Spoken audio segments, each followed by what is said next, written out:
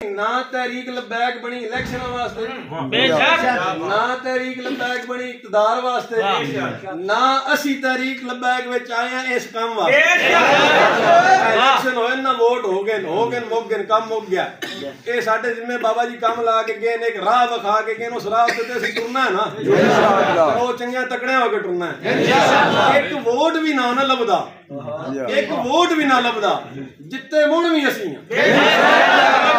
एक वोट भी ना लभदा जिते असीं हैं। क्यों कि असीं उन्हां दे खिलाफ खड़ोते हैं जेड़े रसूलुल्लाह दे दीन दे भी दुश्मन ने, रसूलुल्लाह दी इज्जत ते नामूस दे दुश्मन ने, ते असीं हजूर दे दीन दे पहरेदार। जित्तिया मुड़ कौन?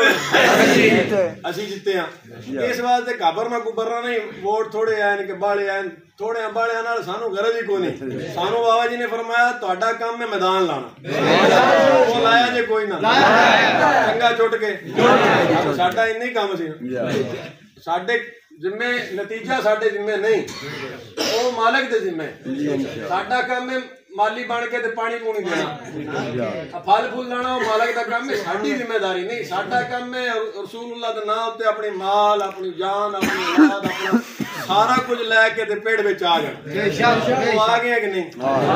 जेड़े तहरीक लबैक नाल प्यार करदे ने, मुहब्बत करदे ने, या मैनू जानदे ने, अज जो सारे अपने दिमाग च गल बहा लो। नईम चट्ठा तहरीक लबैक च अपनी शोहरत वास्ते नहीं आया, अपने माल वास्ते नहीं आया, सुभान अल्लाह वास्ते नहीं आया, सुभान अल्लाह अपने मां प्यो वास्ते नहीं आया, सुभान अल्लाह। ना अज तक तहरीक लबैक तो एक टके दा मुनाफा लिया है। ऐलानिया गल कर रहे हो, छुप के तो नहीं पे करता कोई। पूरे पाकिस्तान चो बंदा दस देवे नईम चट्ठे ने 1 रुपया किसी का रवादार हो, किसी जगह तकरीर की हो, किसी मैनू धक्के नाल पैसे दिते हो तो मैं ले लिया तां भी मैं मुजरम। ना शोहरत चाहिए, ना माल चाहिए, ना इज्जत चाहिए, कुछ भी नहीं चाहिए, सिर्फ रसूलुल्लाह दे नाम ते जिंदगी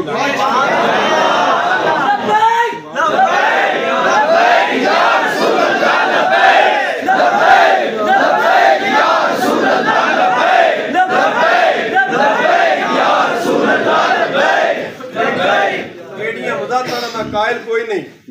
क्यों कि मैं काम कर रहा अल्लाह तो रसूल वास्ते, ना ओहदियां वास्ते, ना इक्तदार वास्ते, ना सीटां वास्ते, ना किसी शह वास्ते, दुनिया दी किसी शह वास्ते मैं काम नहीं कर रहा।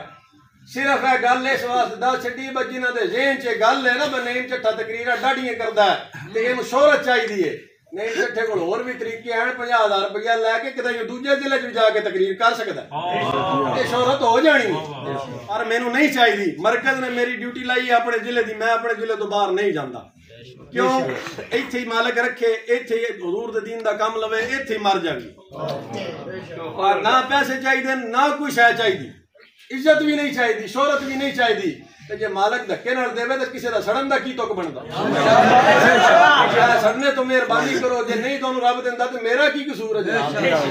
फिर पिछली बारी मैं आया, अमीर साहब इतराज किया इन्हां मंडी वाले तेन फड़ा छड़िया पिछले हल्ले जुले नहीं, और मैं आख्या जनाब छड्डो मैं कोई ना वास्ते लगे हाँ।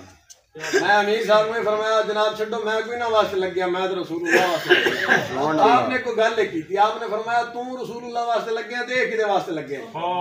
ना कोई बंदा मेरे वहम गुमान जी नहीं कि मैं फड़ी जावा, मैं मरी जावा ते मैंने पिछों किसे रलना है। 4 बारी मैं जेल च होया, अल्लाह का शुक्र है कभी ज़हन च गल ही नहीं आई मैंने पिछों किसे रलना तो मैंने छुड़ाना है। मेरा एक ही अकीदा बजे गलिया उस ही लै जाना।